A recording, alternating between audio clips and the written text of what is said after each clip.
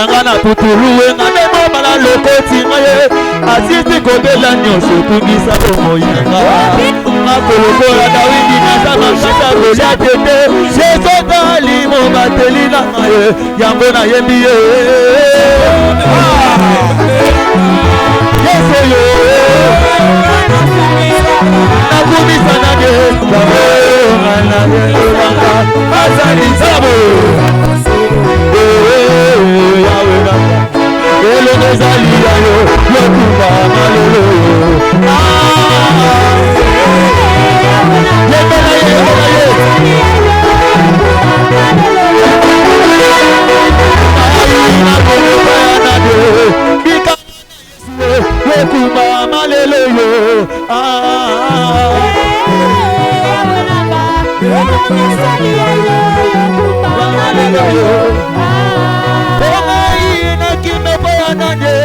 Bikamana Yesu yokuba malelo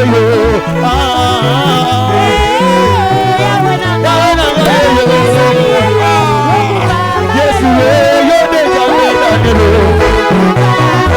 Yesu yona kasira Yesu yonelo mananga Yesu yomolo disimala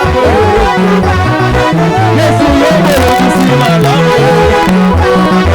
Yesu yomo bateli malamu Yesu yomo bateli malamu Yesu yomo disima yo Sika Yesu na betela yo mololo mololo Yesu betela yo maboko Yesu yomo malama yo Yesu yomo kasira yo Elikana mo Noni moto akufe Elikana papa lobi papa akufe Elikana mama lobi mama akufe Elikana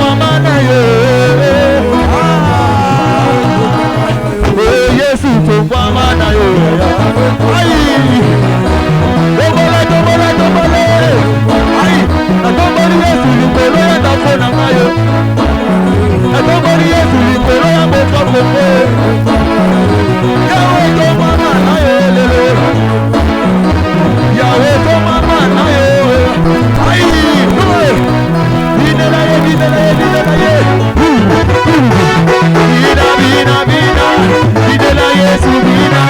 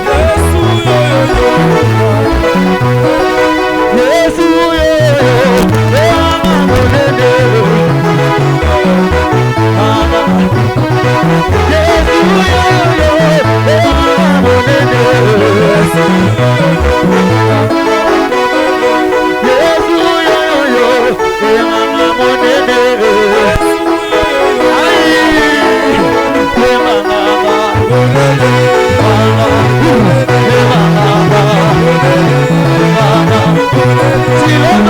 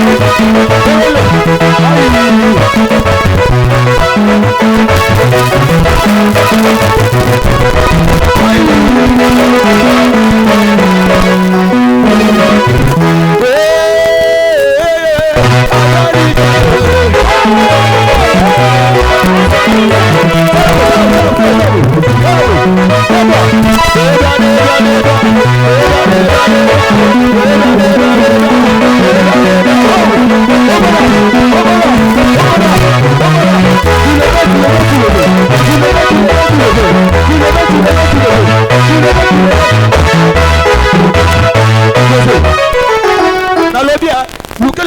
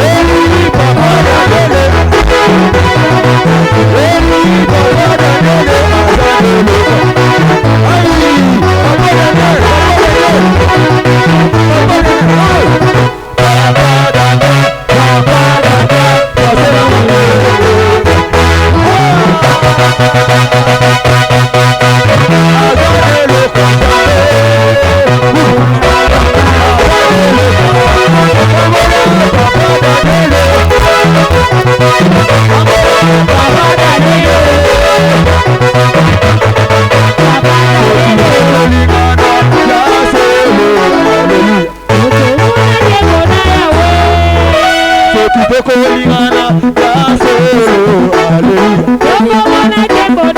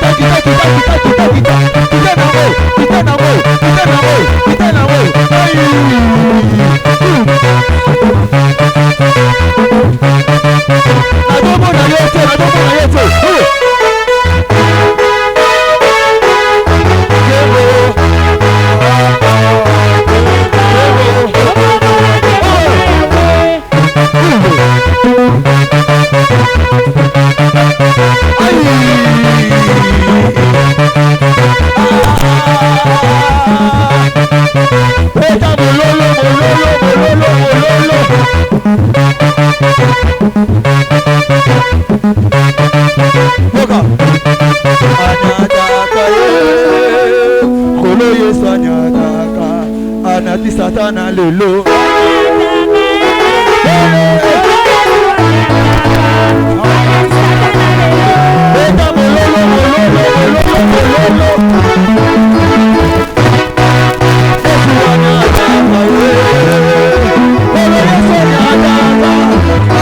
Satana lelo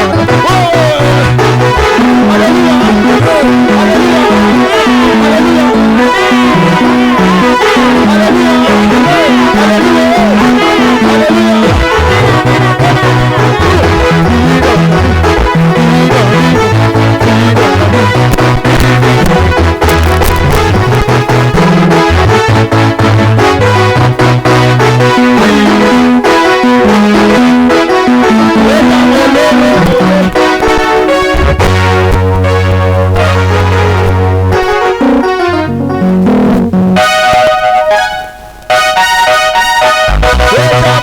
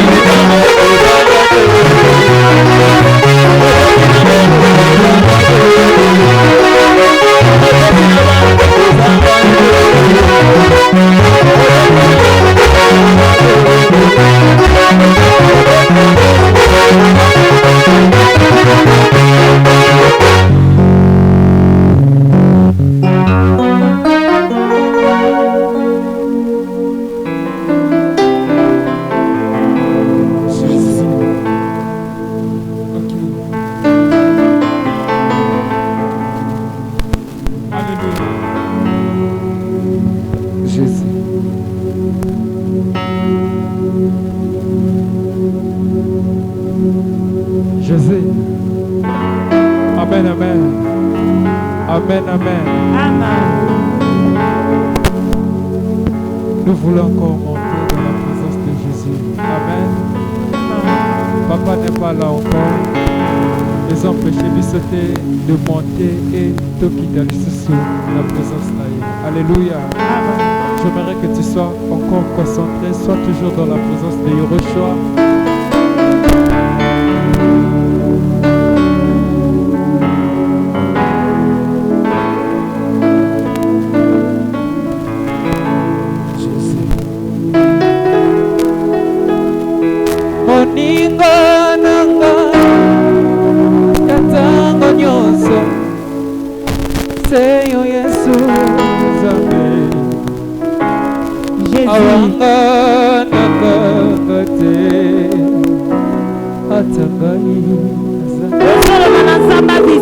Pokwa na lolo papota ya mote mananga yoka usi yango Yesu nazala kikati ya pasi yotika. Est-ce qu'on peut le faire? Moninga nanga yata. Fais-le bien, fais-le bien. Seyo Yesu zabu akowanga na yote awanga nakabaite sokozo yembango na motema na yo mobimba samba kotika yote baposa ya motema nanga Yesu kausi yako nazala kikati na pasi nazala kitasi na pasi. My God. Bwana motema nanga banakoloba na nzambe asaleloko ekitosi na pokwa na lolo loba na nzambe avisite yo loba na nzambe arestore yo na pokwa na lelo bien aimé tango motema eko. Oh, fais ça bien. Yo kangai atana moni seleza molili nakobanga molili nzela te otambwisaka makolo nanga esika basusu bazinda na mboka nanga naza konzela isungeko utepai na yo na mon Carmel Yesu totatoli ete yoza Jésus oh ngai na ningi ngai na nini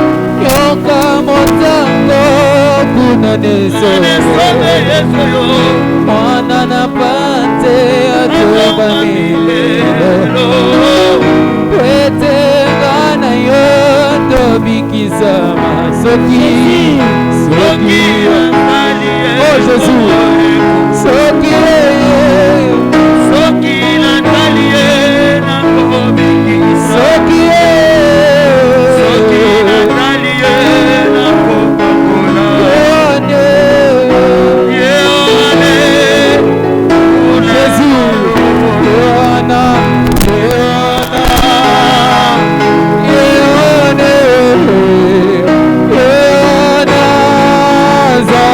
na bomo anakoyeba anakobina serona labusa ambisaga Yesu Masiya nalingiye sikana yebela nalingiye sikana Alléluia Kebongzana Alléluia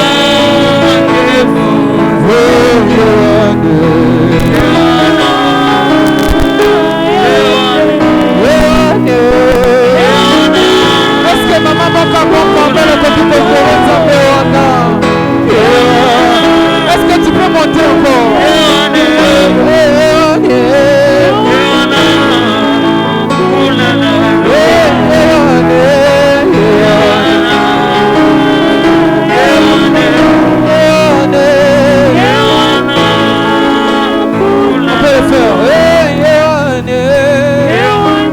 Est-ce que maman va comprendre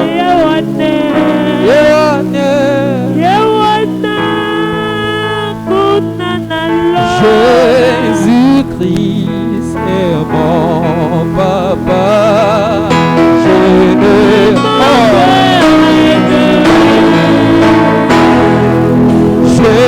Jésus-Christ est mon papa. Mon cœur oh, Alléluia.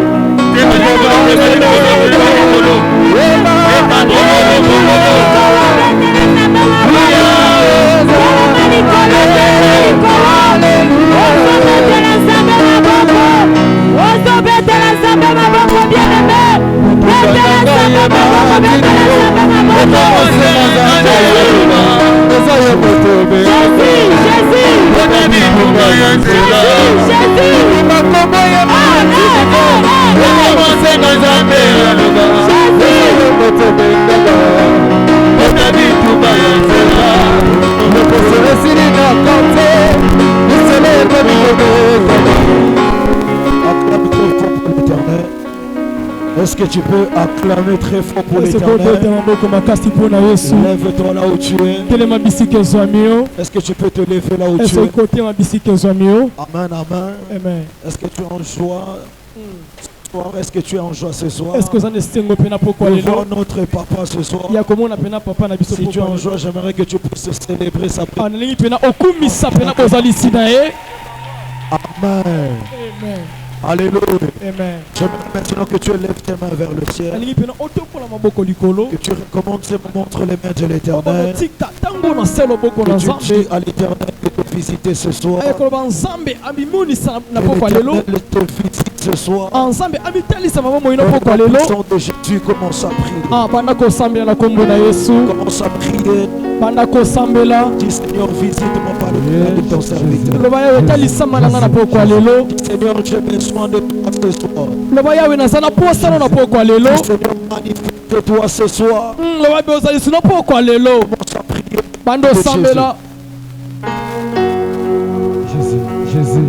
Jésus. Commence à prier. Jésus. Prie au nom de Jésus.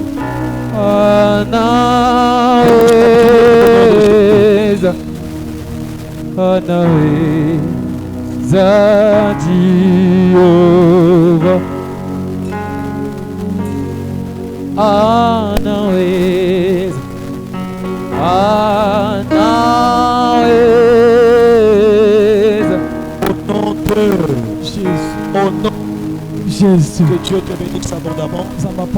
Alors aujourd'hui, nous avons l'honneur de recevoir mon Père spirituel. Je crois que cette soirée, c'est une soirée bénie pour nous. Est-ce que Carmel est là? Est-ce que mon Carmel est là? J'aimerais bien que nous puissions recevoir mon Père. Alors sous vos acclamations, nous allons recevoir le chant de Frère.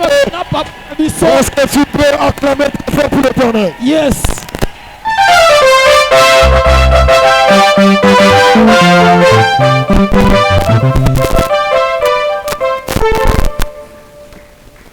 Amen. Est-ce que tu peux regarder celui qui est à ta gauche, à ta droite, tu lui dis, c'est ta saison et l'année ne finira pas. Yes.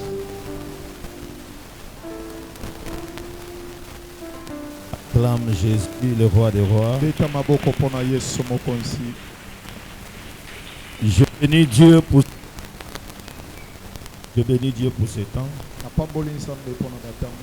Et je loue le Seigneur pour la vie de son serviteur, pasteur Gilles. Pour tout fait pour le Seigneur. Est-ce que tu peux acclamer Jésus en célébrant?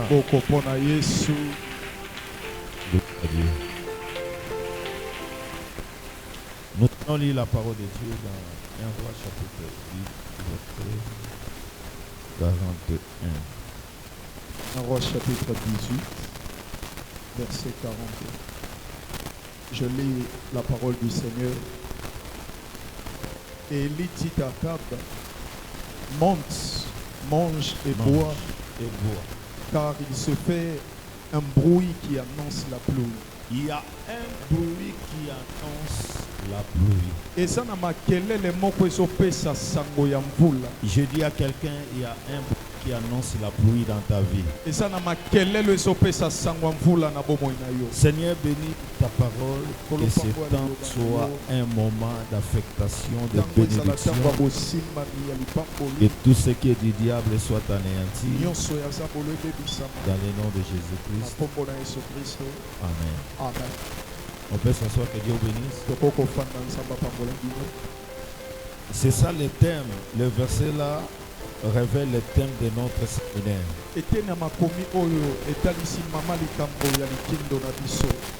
Amen. Amen. Il se fait entendre un bruit de la pluie. Et moi je vais te parler comment quelqu'un peut entrer dans sa saison. Chaque vie a une saison. Tout homme a sa saison. Cela veut dire, à part ce que tu es en train de voir, à part ce que tu es en train de vivre, il y a le contraire de ce qui viendra après ce que tu as entendu. Ça veut dire que ton problème n'est pas éternel. Ta maladie n'est pas éternelle. Parce que c'est comme ça que Dieu agit toujours dans le temps.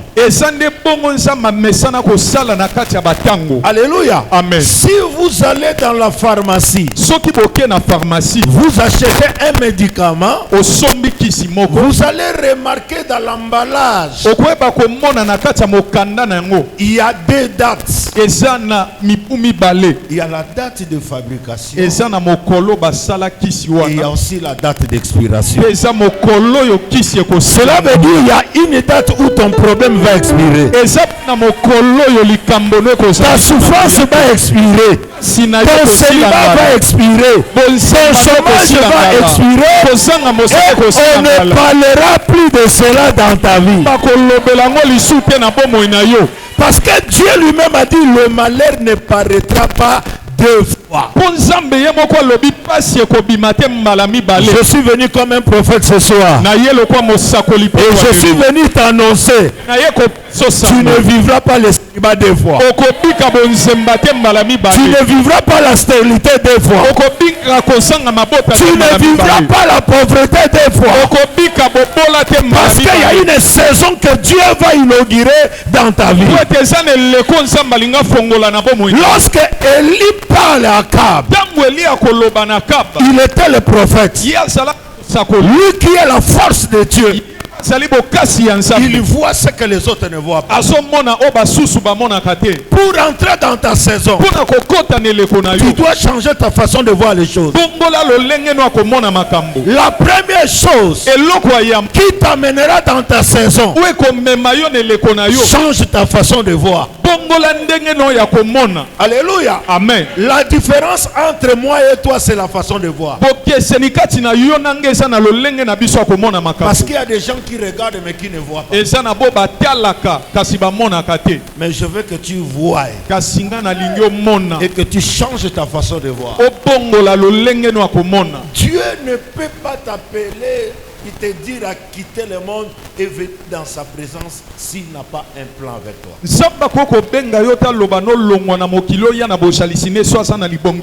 Pour quel intérêt? Dieu ne t'a pas amené ici pour s'amuser avec toi. La Bible dit: je connais le projet que j'ai formé sur vous. Il dit le projet de bonheur et non de malheur. Le projet de paix, c'est pour te donner un avenir et une espérance. Celui qui marche avec Dieu, il a un avenir. Même ceux qui n'ont pas les yeux te disent: toi tu suis Dieu. Et parce qu'ils n'ont pas les yeux pour voir. Alléluia. Amen. S'ils avaient les yeux pour voir, ils allaient comprendre dans la présence de Dieu, tu as un avenir. Tu n'as pas seulement le présent. Tu as des choses qui vont venir demain. Et des choses qui vont venir demain vont dépasser ton entendement. Ça va dépasser l'entendement de ceux qui te voient. Oh, donne-moi un amen plus que ton voisin. Amen. Amen. Quand nous parlons de la saison, c'est une époque dans l'année. Alléluia. Amen. Cela veut dire tel que tu es ici. En 2025, il y a une époque qui est réservée seulement pour toi. Où Dieu ne va pas regarder ton voisin. Il ne va pas regarder ton frère ni ta soeur. Mais Dieu sera focalisé seulement sur toi. Pour accomplir quelque chose qu'il t'avait déjà promis. Alors tu dois te préparer pour cette saison. Tu dois voir différemment. Lorsque Élie a dit à son serviteur, va voir, il est allé, mais il n'a pas vu. Mais Élie voyait ce que son serviteur n'a pas vu. Il y a des choses que je vois sur toi. Tu as besoin d'être prudent dans cette saison. Tu as besoin de faire attention. Il y a des grandes choses pour lesquelles tu as prié, pour lesquelles tu as gêné. Le temps est arrivé. Dieu va le concrétiser dans ta vie. Je dis, Dieu va le concrétiser dans ta vie.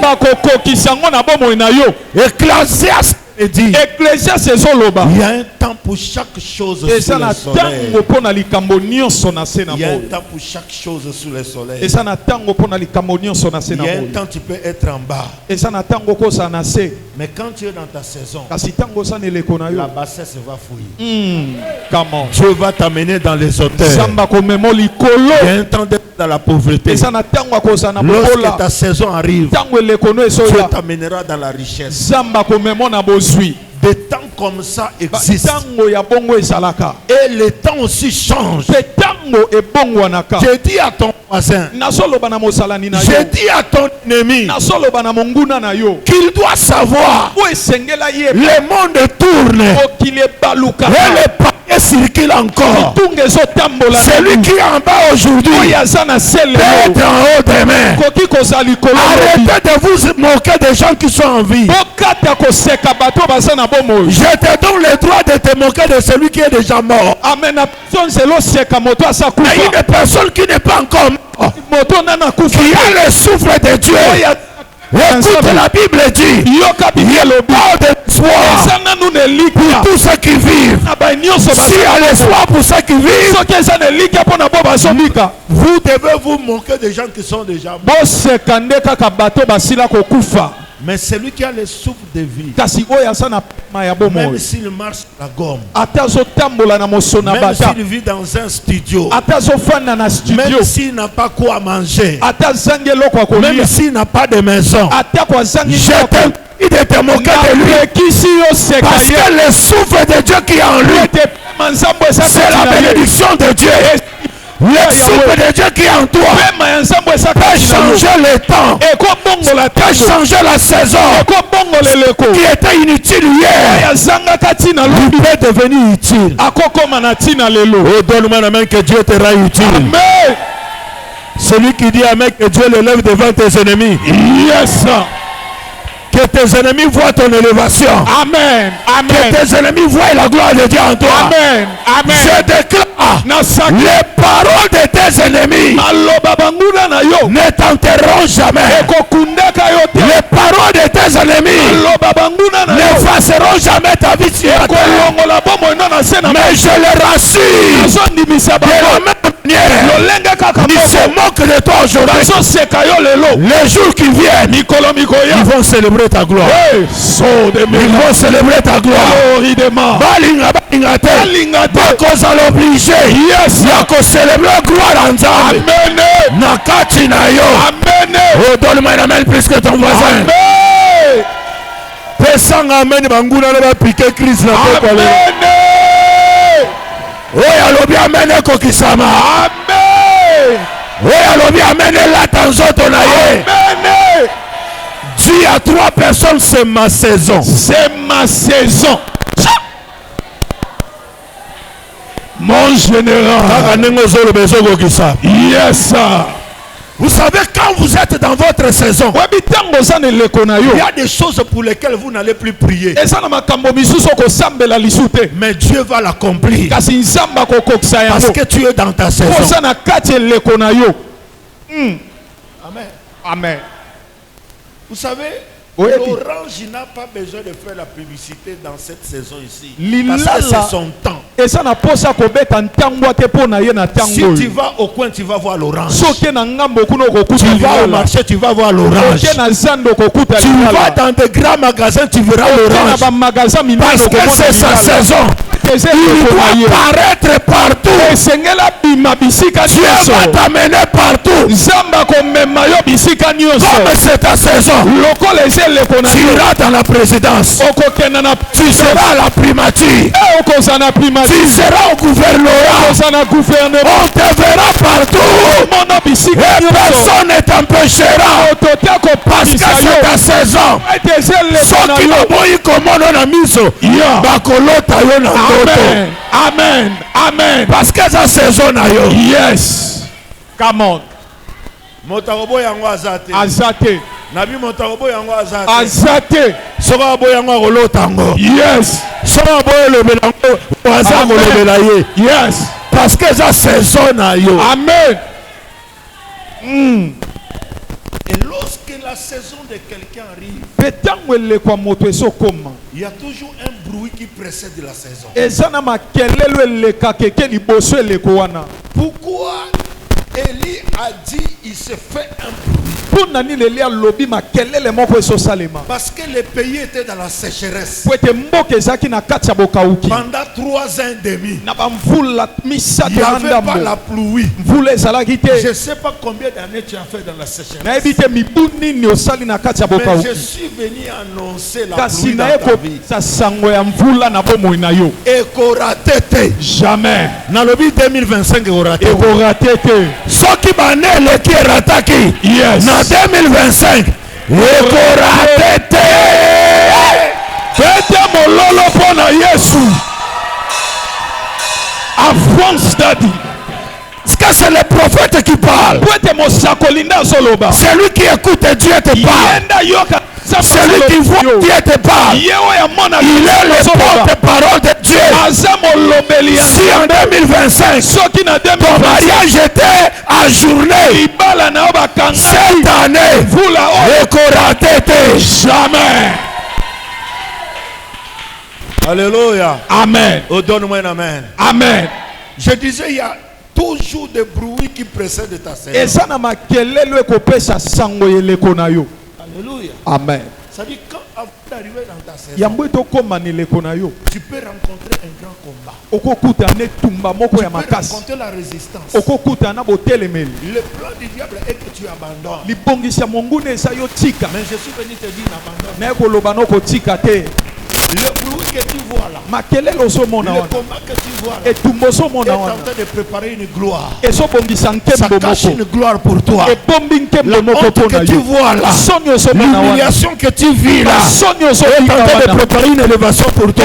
De la même manière que tu as été humilié, le Seigneur te lèvera seulement là où tu as été humilié. Ils verront la gloire de Dieu en toi. Ceux qui se moquaient de toi hier, ils verront Dieu en toi. Et ils vont changer de langage.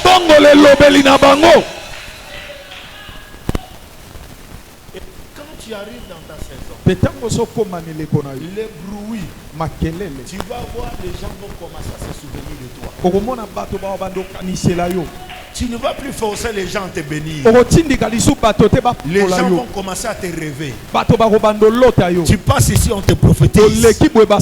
Tu vas à droite, on te prophétise. Tu es quelque part. Il y a un prophète qui va venir auprès de toi. Il dit, je vois une couronne sur toi. Je vois beaucoup d'argent dans tes mains. Je vois un mariage dans ta vie. Pourquoi? Parce que tu es dans ta saison. Alléluia. Amen. Un homme averti doit être prudent. Ne rate pas ta saison. Parce qu'il y a des saisons. Lorsque vous ratez, ça revient après 20 ans. Sois prudent. Alléluia. Amen. Comment activer la saison? Comment tu peux activer ta saison? Yes. Vous savez, ce sont des enfants qui attendent la saison. Mais le martyr provoque leur saison. Tu peux provoquer ta saison.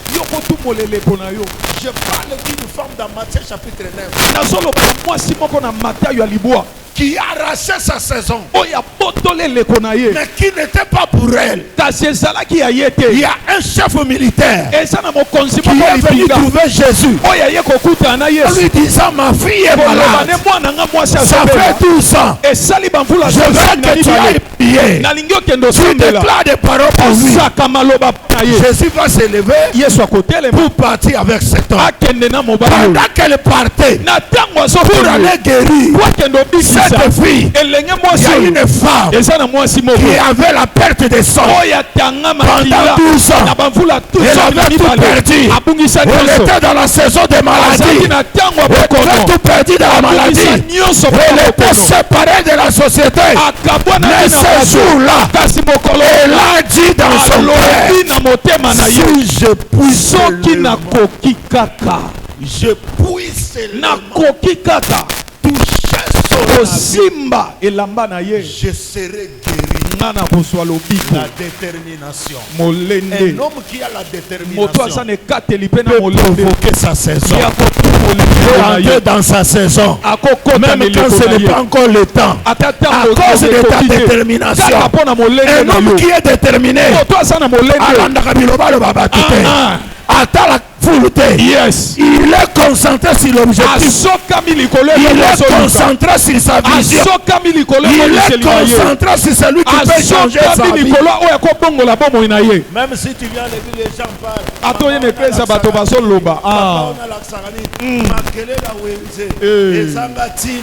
Concentre-toi sur Jésus. Les gens si aujourd'hui ta vie ne change pas, ils seront les mêmes qui vont dire: vie na ebongaka te po atambolaka bien te, vie na ebongaka te po aza moto ya masumu. Makelela wenze kolanda bango te, zala déterminé. Sois plus concentré sur Jésus. Sois plus concentré sur Jésus que sur ce que les gens disent.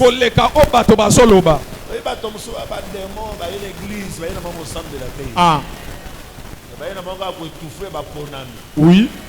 Feu. Et cette femme était déterminée. Elle dit: si je sais. Alors, ce n'était pas sa saison. Jésus partait pour une autre personne qui avait aussi la maladie. Elle avait 12 ans. Lui aussi avait 12 ans. De souffrance.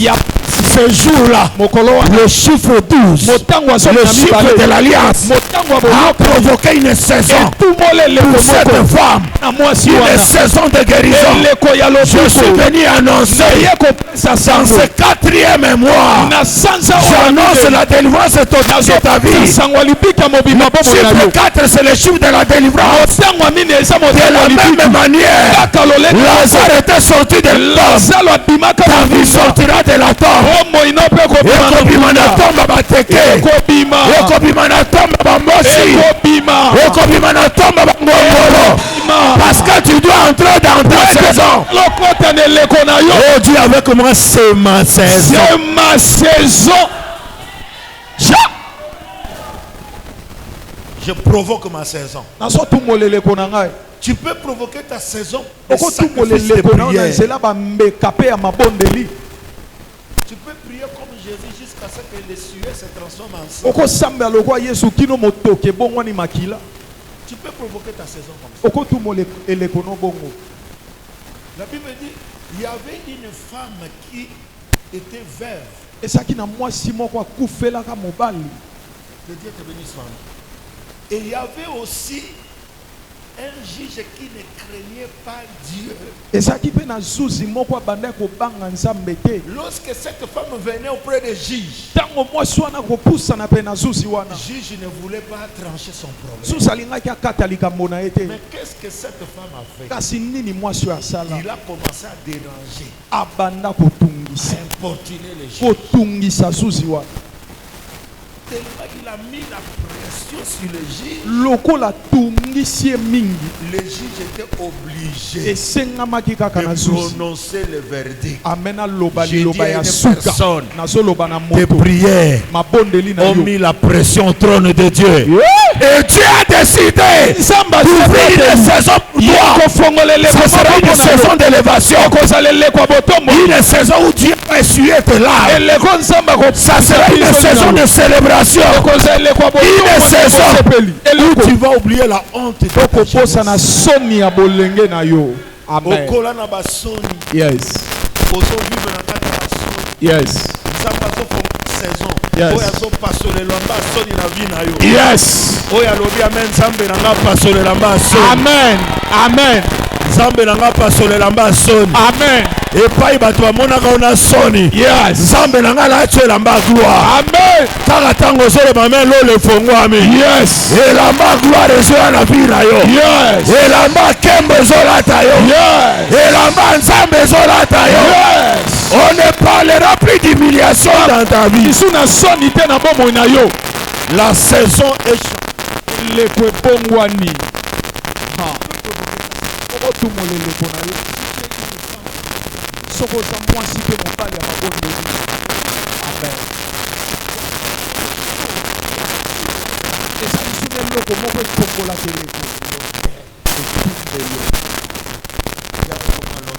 L'hôtel a sauvé Noé de délit. Tango nzambe apikisi Noa na sima mvulu ekumbaki bato.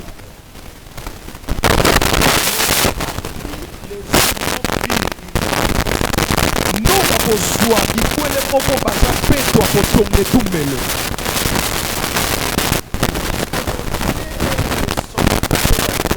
Petango solo ya libonzane ekomaki na lola. Dieu a senti l'odeur. Nzamba yokaki solo. Il a dit ceci. Alobi boy. À partir d'aujourd'hui, je ne détruirai plus le monde par le délit.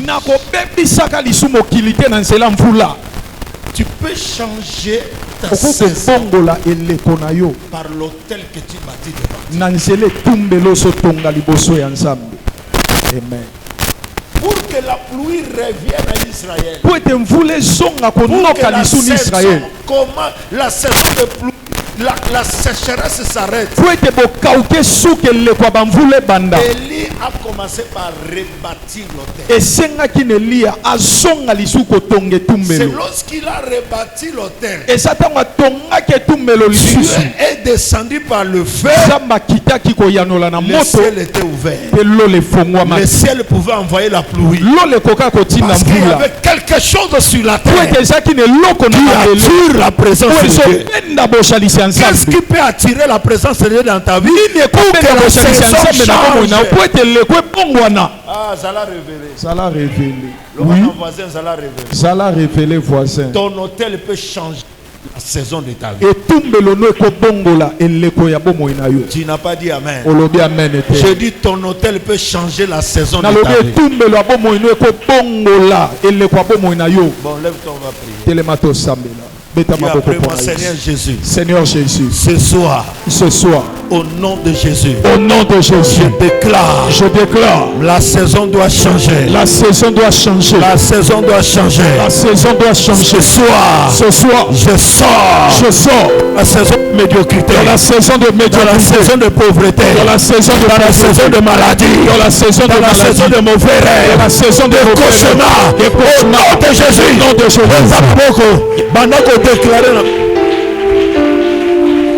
Beta maboko sambela. Beta maboko sambela. Beta maboko sambela. Pendant qu'on change saison. Ce soir, au nom de Jésus, je suis en train de déclarer, mettons fin à toute mauvaise saison. Au nom de Jésus,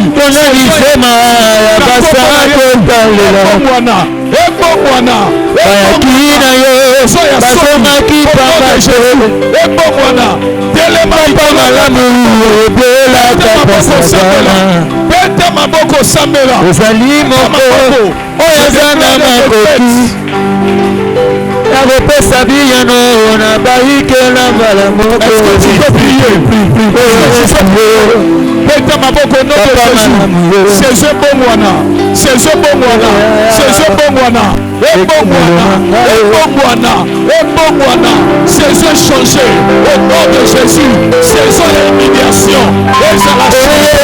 Saison la pauvreté. Et ça l'a changé. Na kombo na Yesu. Matin à prière. Matin à prière. Matin à prière. Saison na yo. Changer saison na yo. Changer saison na yo. Beta maboko na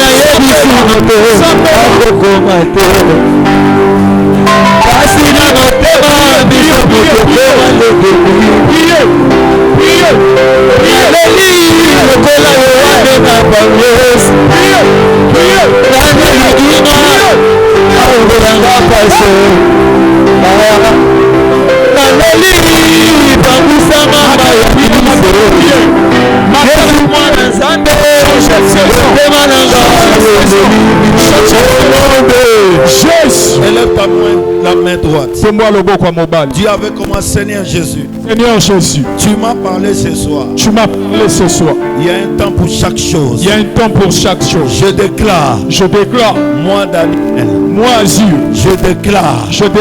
La saison de malheur. La saison de malheur est passée. La saison de souffrir. La saison de souffrir est passée. Est passée. La saison de pleurer. La saison de pleurer est passée. Est passée. La saison de déception. La saison de déception passée. Est passée. La saison de manque de voyage.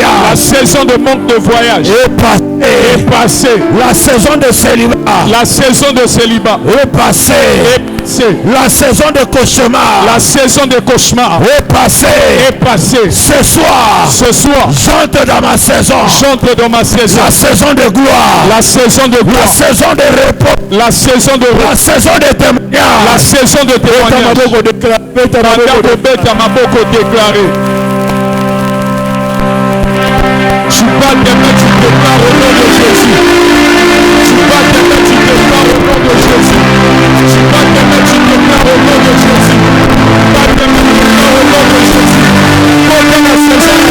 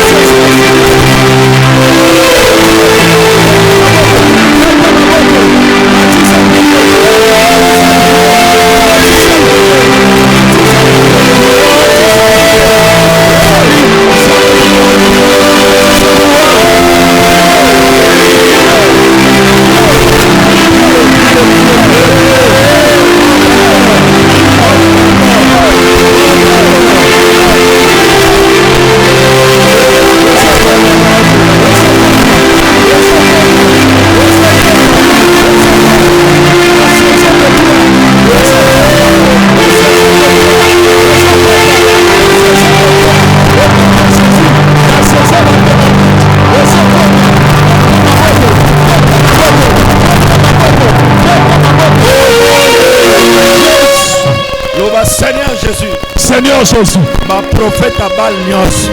Prophète à Baal Nyos. Oh, vous prononcez malédiction. Oh, vous prononcez malédiction. Contre Vinanga. Contre Vinanga. Pour la côte à la saison gloire. Pour la côte à la saison gloire. Na pourquoi elle est là. Na pourquoi elle est là. Na sipi mopanga. Na sipi mopanga. Nazo kata bango. Nazo kata bango. Nazo kwesa bango. Nazo kwesa bango. Puissance non sa coutume. Sans nyonso ya coutume. Ya libota ya tata ya mama. Ya libota ya tata ya mama. Ekweya. Ekweya. Ebeba. Ebeba. La malédiction. Esprit en malédiction. Na vinanga. Na vinanga. Ekweya. Ekweya. Oso. Nyonso. Ebana ikopekisa. Ebana ikopekisa. Saison nanga. Saison nanga. Nazo détruire. Nazo détruire. Eta maboko détruire.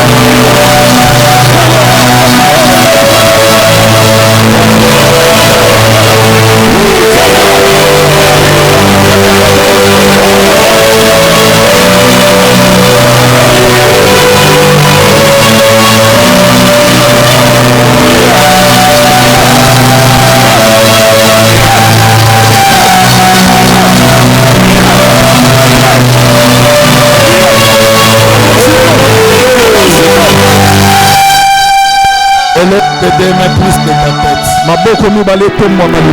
ta tête. Que tes mains dépassent ta tête. Que l'onction de Dieu vienne sur toi ce soir. Et pas pour la mienne, ça me y a l'icône non pour pour t'introduire dans ta saison.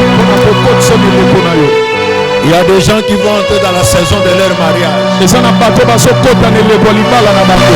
qui vont entrer dans la saison du travail. Il y a ceux qui vont entrer dans la saison de la guérison. Il y a les autres qui sont dans la saison de la restauration. Il y a d'autres qui vont entrer dans la saison de l'élévation. Les autres vont entrer dans la saison de voyage.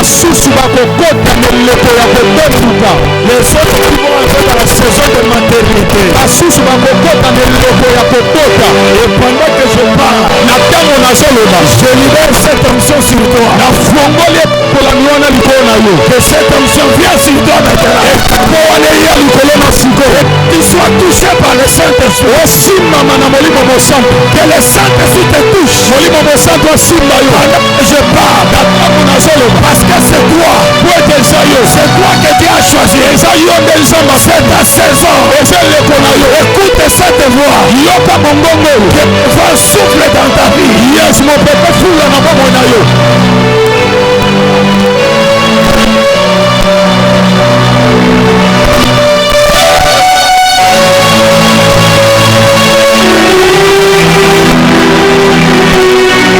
C'est toi.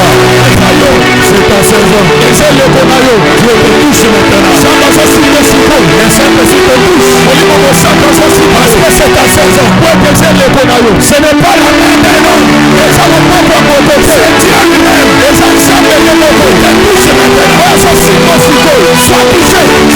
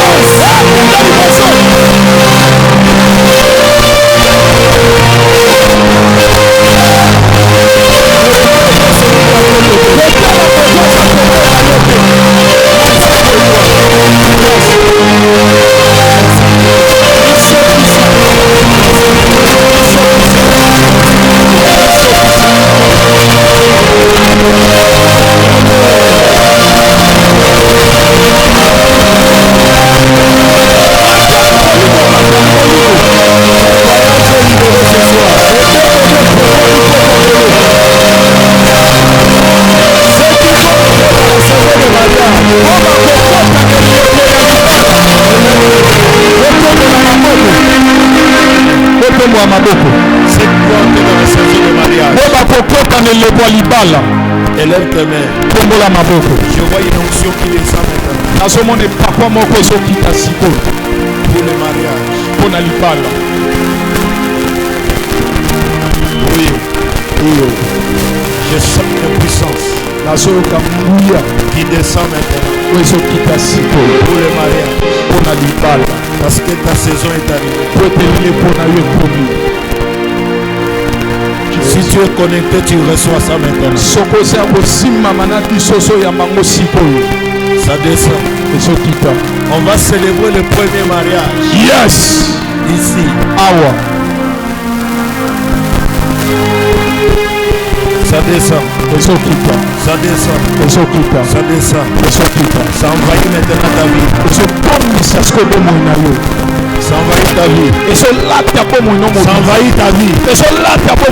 Reçois cela. Reçois.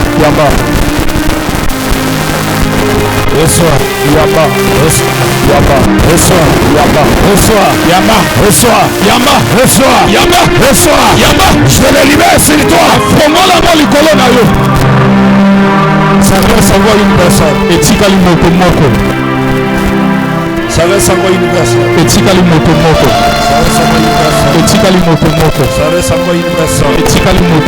Reçois là où tu es. Reçois là où tu es. Et pendant que je parle, je vois un ange sonner la trompette. Il sonne la trompette. Pour dire que la saison des malheurs a pris fin. Et ce qu'il est dans ta vie, reçois cette onction. Reçois cette onction.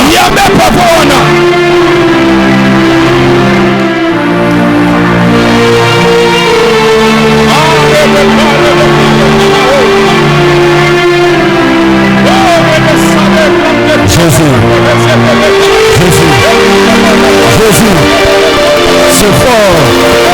C'est fort. Le ciel est ouvert. Reçois ton argent.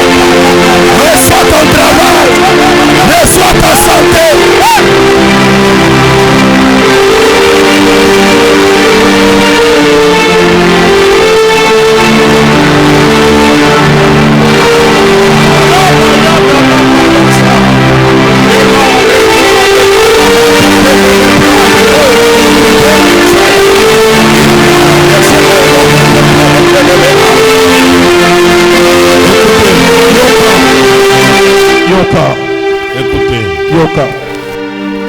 Le Seigneur a décidé de faire du bien aux enfants de mon Carmel.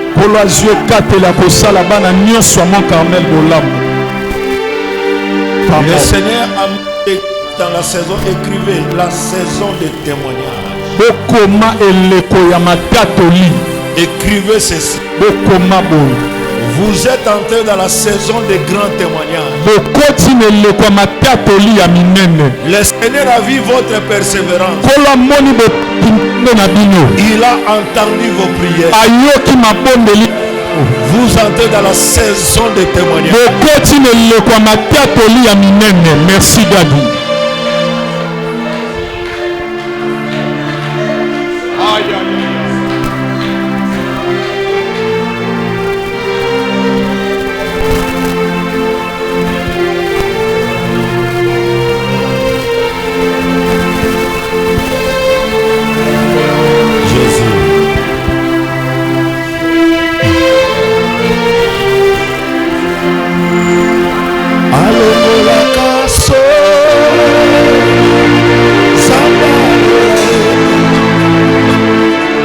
Asalakana otunga natabona ye alongola kasoni zambalole asalakana otunga natabona natabetipo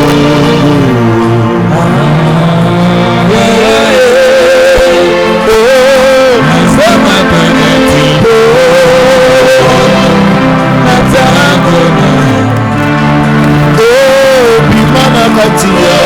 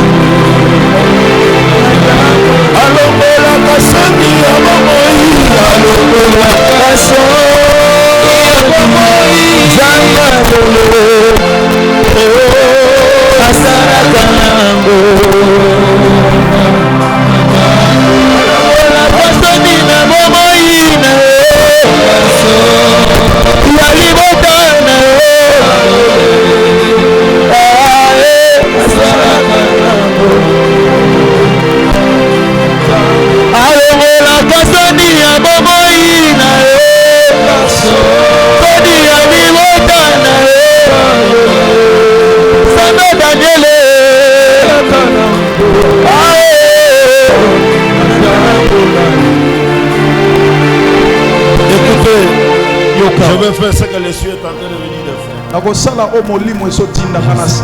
J'ai besoin de 12 pierres pour bâtir l'autel.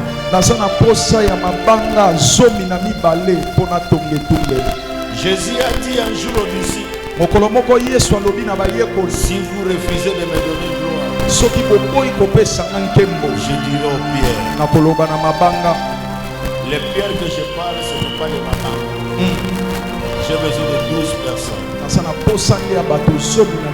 qui vont amener 12 pierres pour bâtir l'autel, pour provoquer notre saison. Amen. J'aurais besoin d'une offrande de 12 000 pour 12 personnes. Ça sera un sacrifice que nous allons bâtir l'autel le dimanche soir.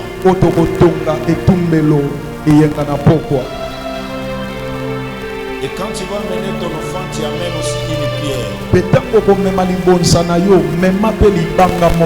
Je sais que vous avez beaucoup de programmes. Nous allons faire ce que le Saint-Esprit a dit. J'attends la première personne.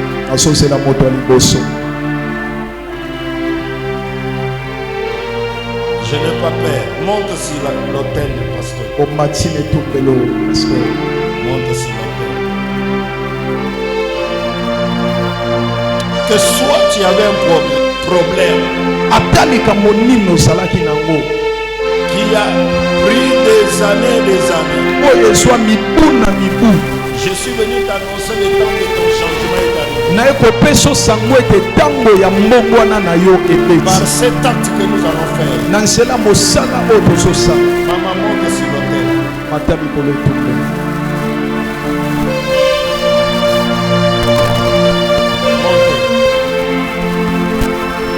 J'ai besoin des gens qui ont beaucoup souffert dans leur vie. Des gens qu'on a humiliés dans leur vie. Venez expérimenter Dieu. Le Dieu de son. Venez expérimenter le Dieu de ses. Vous allez voir ce qui va se passer le dimanche. Je te mets témoin.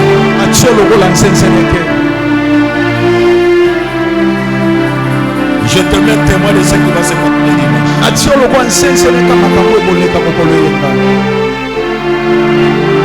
J'ai besoin de 2 personnes. Je vais m'arrêter par 12 personnes.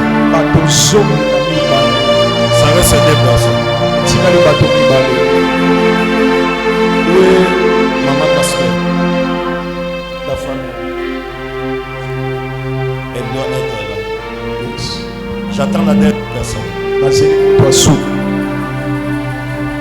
J'attends la dernière personne.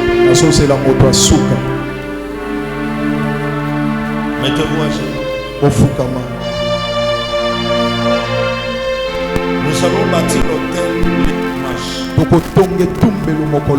Tu prends ton enfant, tu mets dans l'enveloppe 12 000. Cherche un caillou de cette dimension.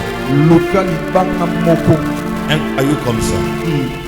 Tu amènes ça à l'église. Amen. Et Dieu va descendre le dimanche pour inaugurer une nouvelle saison dans vos vies et à l'église. Je prie pour ces hommes, ces femmes qui sont. Je te les présente comme des pierres précieuses dans ton temple. Ils ont accepté de faire ta volonté. Je prie que ta volonté s'accomplisse dans leur vie. Qu'il soit le signe et de présage de la nouvelle saison de gloire que tu as décidé de faire ici à Montcarmel. Dans le domaine de santé, mariage, professionnel, finance, voyage, matériel, spirituel, qu'il soit le premier à témoigner et à le vivre. Je le bénis au nom de Jésus. Amen. Acclame Jésus. Acclame le Seigneur. Que Dieu vous bénisse. On va se voir le dimanche l'après-midi. On reçoit le pasteur.